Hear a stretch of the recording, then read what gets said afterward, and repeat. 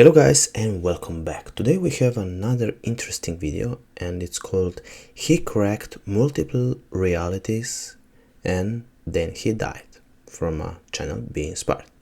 I have not yet seen this video and let's watch it together and I will tell you my thoughts. What you're suggesting here is something I think if I can read into what you're saying, it has implications for science and for the scientific community. We're locked in this apparently solid, substantive reality. The universe has many, many levels of reality. We just haven't accessed the level that shows us how profound and magical that reality is. What I'd like to do next is I'm working on a book that is the practical application of this holographic idea in all of its various phases. We've got to understand that we have this enormous capability, but our conscious mind feeds it all kinds of things unwittingly and gives it all kinds of mistaken directions. And I want to write a book that really deals with all these things on all kinds of levels, saying, here are the practical applications, how it weighs it. Okay, I do believe that this guy has a point, because if you think about it, you can feel that there is something deeper going on in our lives. Maybe you can't quite tell what it is, but there is something deeper going on. You don't have to deal with the very sort of heady space-time aspects of these things. Right after making that statement on TV, he died in a very strange way. His name is Michael Talbot, an independent researcher who had decoded reality, or multiple realities, something most people were never supposed to know. Okay, but what about other people like Joe Dispenza and other mystical teachers that teaches us that our emotions have a much deeper connection with the perceived reality that we perceive? What about those guys? Are they just snake oils salesmen or what? He passed away suddenly, and his ideas forced many scientists to question what they thought they knew. Talbot's central claim was bold. This world isn't the only one. There are parallel realities happening at the same time, but we can't normally see them. By the late 20th century, quantum mechanics had already exposed cracks in the traditional view of an objective universe. Yeah, but they say that the rules of the quantum world do not apply to the outer world, to our deeper reality. And what we have is inflation, quantum fluctuations, development of galaxies, planets, etc. Big Bang expansion. Okay. Afterglow light. Interesting. The double-slit experiment revealed that particles behave differently when observed, suggesting that the observer... Yeah, but they will say that we are not understanding that correctly. ...is not outside the system, but part of it. Rather than dismissing this as an anomaly, Talbot treated it as the foundation of understanding existence. Reality in a hologram can manifest in two ways, as a concrete image or as this sort of indecipherable blur of energy. An analogy to this is when you're watching Johnny Carson new television set, that's really, his image is encoded in two ways. One is as the concrete image on the TV set, one is as the blur of radio waves permeating the living room. And if the universe is a hologram of some sense, in some way, it suggests that there may be two very drastically different levels to reality, that the concrete reality we see, you know, when we look at these chairs and at you know, the trees and the clouds and everything like that, Our bodies are just one way that reality manifests, and that at some deep level there's a level of reality where everything dissolves into an ocean of energy that is holographically interconnected, where every portion of the universe is contained in every tiny area of the universe. From this perspective... Okay, so that's not very clear. It's like that we have an energy body and a material body and they coexist, and we have multiple realities connected with that. Reality is layered. Each level of perception connects to deeper levels, and all of them converge into a unified field where the division between mind and matter disappears. Within such a framework, death is not an ending, but a transition. A movement into another layer. Similar. Yeah, this is exactly what a lot of mystical teachers teaching us, that is not the final frontier, that there is something beyond that, and that we are here like in a furnace, and we are here to learn something. Similar to shifting frequencies. This wasn't presented as vague speculation. It was a coherent framework. Matter depends on consciousness, not the other way around. For ordinary readers, this was a shocking reversal. Consciousness creates reality? Of common sense. For certain institutions, it overlapped with secret research into altered states and perception. If you take two subatomic particles like electrons, in certain instances, when you do something to one, it will always affect the other, no matter how far apart they are. It's kind of like stories that you've heard of identical twins where when one is hurt, the other feels the pain. And the problem is that we can find no process known to physics that explains how these could be sending a signal back and forth. In fact, Because it would have to be faster than the speed of light. instantaneous. Yeah, and what about the situation when you feel something is going to happen and that actually happens? I believe that it has happened to me, and I believe that it has also happened to you. It would have to be an instantaneous signal, and Einstein's theory of relativity said you can't have instantaneous signals because it would mean that you could violate the time barrier and conceivably call your grandfather and tell him not to marry your grandmother. And most physicists say, well, this would be just too troubling to incorporate into a rational picture of reality.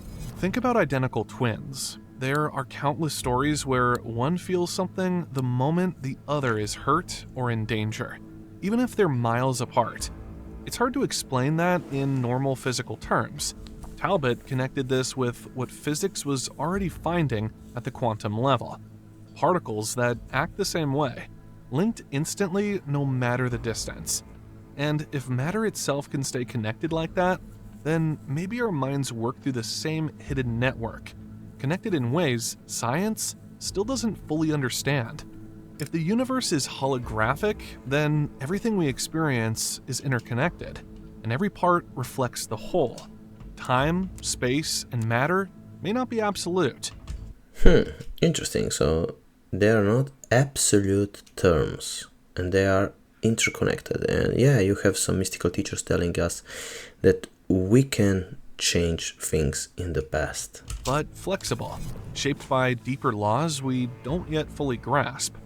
Talbot suggested that life and death are part of one continuous spectrum, where consciousness moves across realities rather than vanishing.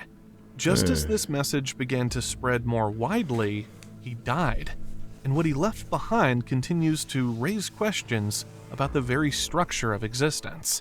At a deeper level, a very holographic level of reality, every particle in the universe collapses to a sort of cosmic unity. They're not signaling each other. They're like that fish where there's the level of the aquarium.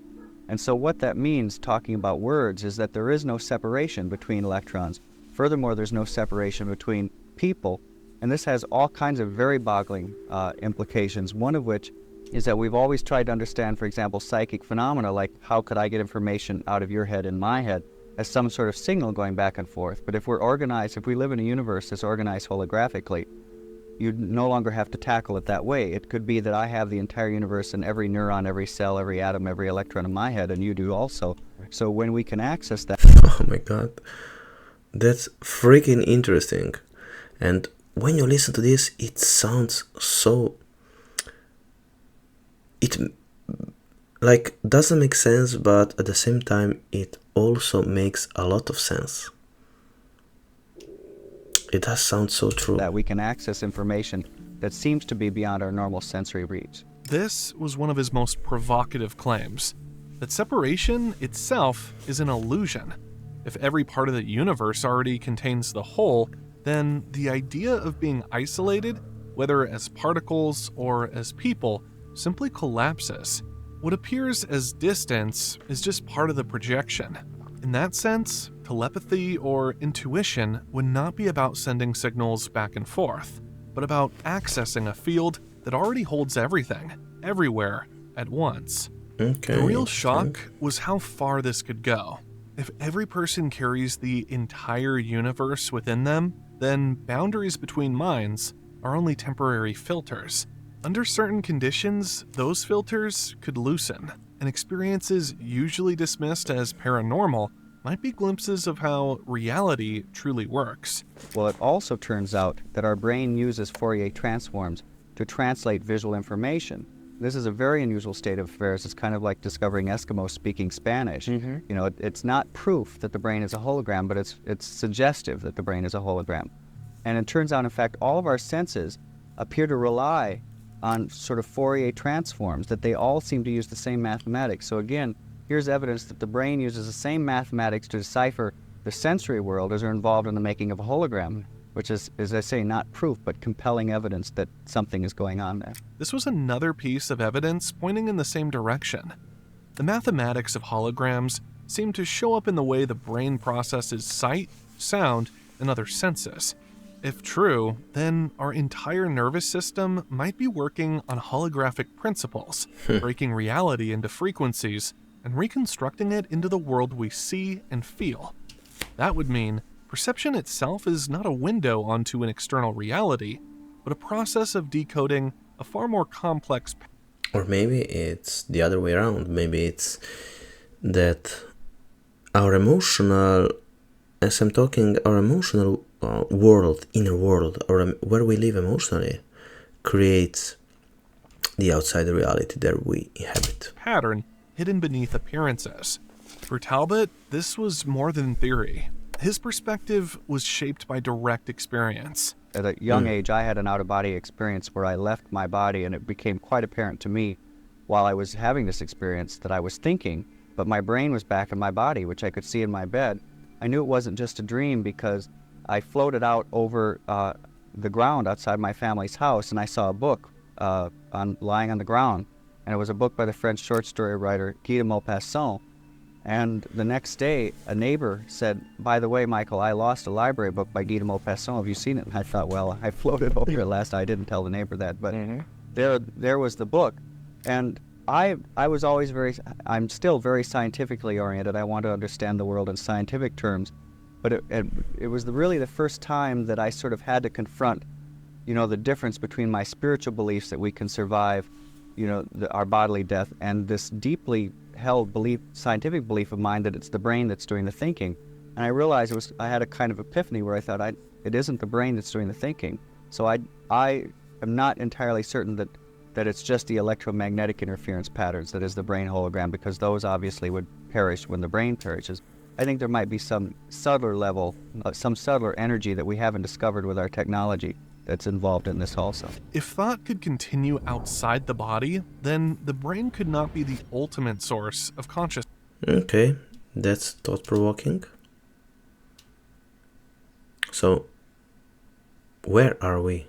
Are we the body? Are we inside our body? What do you think? Something else had to be at work. Some layer of energy or order that science had not yet detected. For him, this was the beginning of an unavoidable conclusion. Death might only affect the body, not the mind that animates it. There's a device called a squid, which is a sort of electrical coil in which it looks like we may be able to demonstrate that the current, if you say which direction is the current going in the coil, it's going both directions at once, which is kind of an impossibility, but to simultaneously do that too is a quantum phenomena, that these two realities are overlapping. So I think we will cross that barrier. Experiments like this push the idea further. If a current can flow in two directions at the same time, then reality is not locked into one outcome. It means that different possibilities can exist side by side, overlapping until something forces a choice.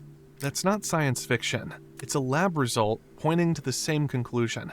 Our universe may hold multiple realities at once. And if quantum systems can do this, the question...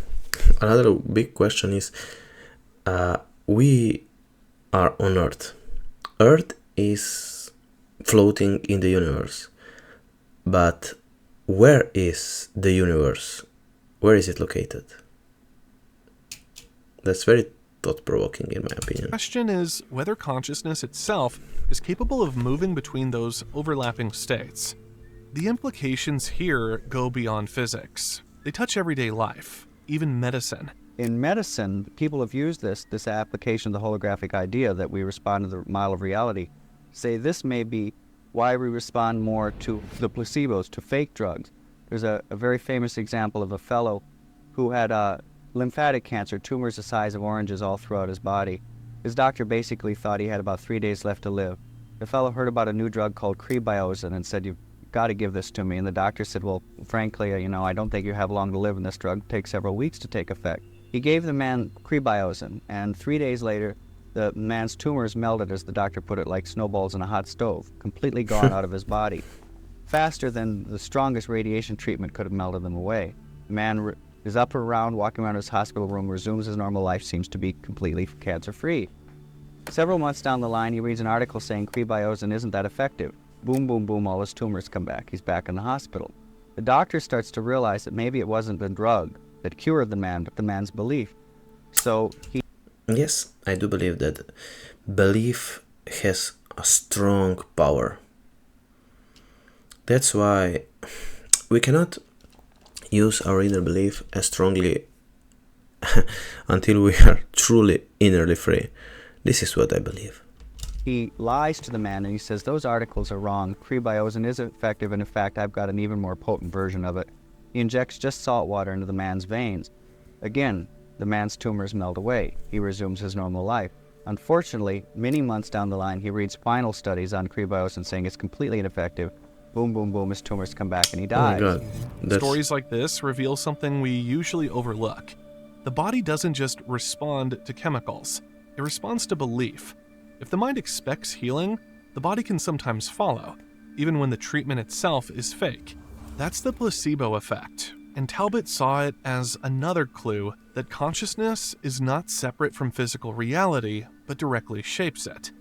Think about what that means. If expectation alone can shrink tumors, then our model of reality isn't just in our heads. It reaches into the body, into matter itself. The placebo effect. And what is matter? Is it just energy? Are we just energy? Are we just consciousness? What is consciousness? Is consciousness the particle of God? What is that?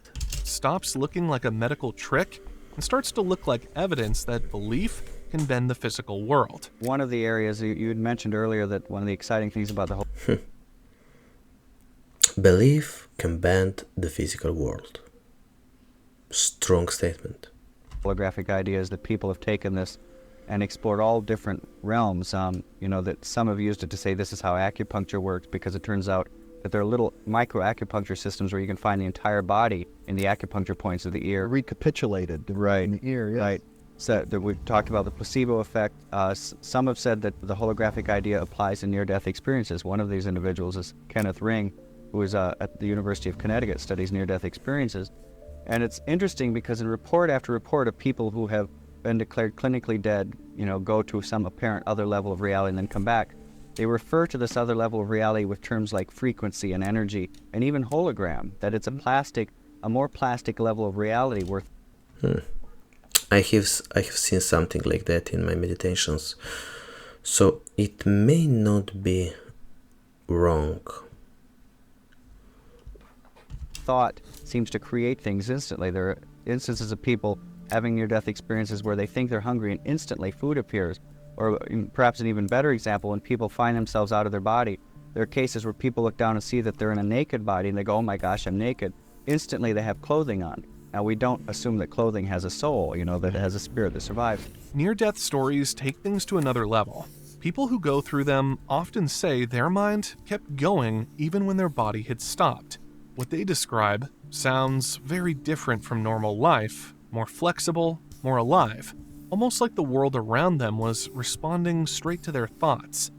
Talbot looked at this and said, maybe this is a small glimpse of how reality really works when the brain is no longer in the way. I very much believe that our soul lives many, many lives and goes through these things.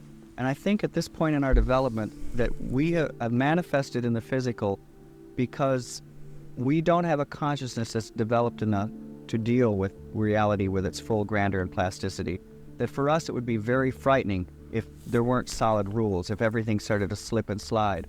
But I think as your soul goes along, it starts to learn to deal with more than this reality, with other levels on the holographic television set. And when you start to open those doorways, that's when reality, the plasticity of reality, starts to seep in.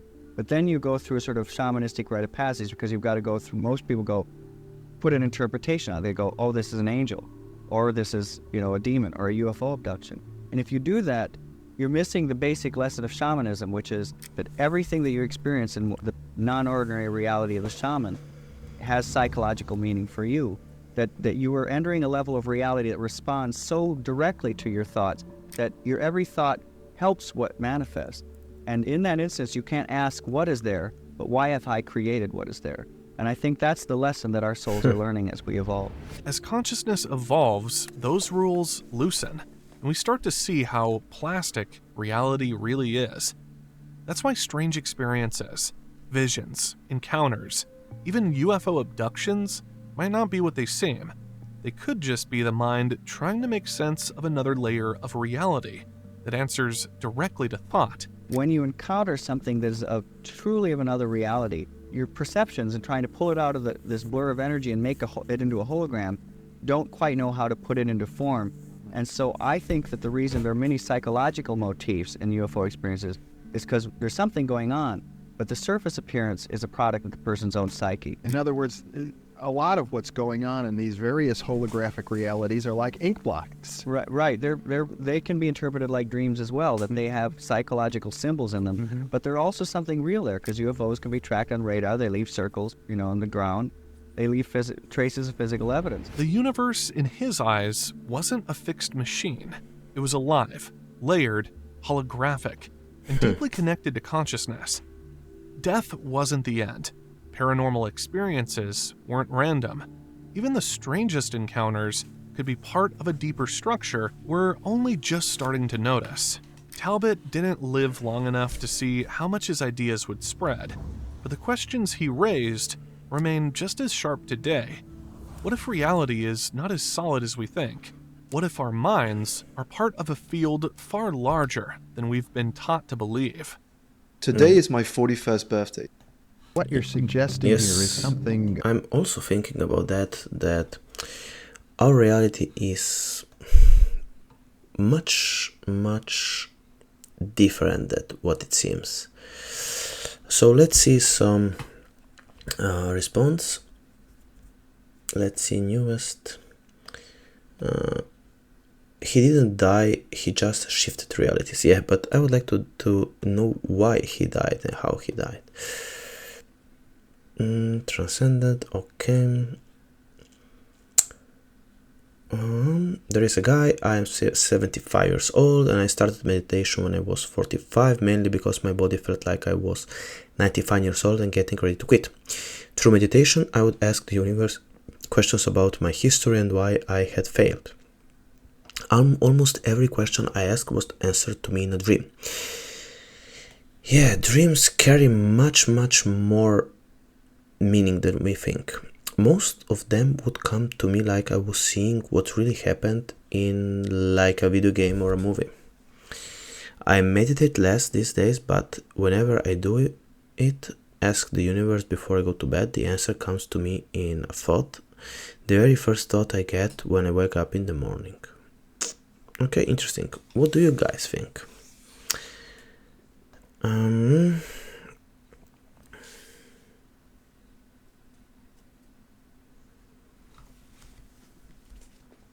So I am 70 years old and Talbot's The Holographic Universe is one of two books that have permanently changed the way I look at life.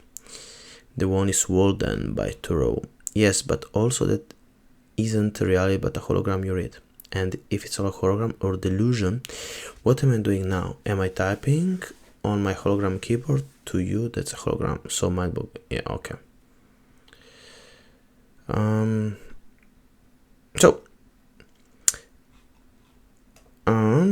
I'm not a body, I am in a body, and I'm not in a place, I am a place. Okay. Okay, guys, thank you very much for listening. See you next time in the next episode. Tell me what you think about this, and as always, thank you for watching.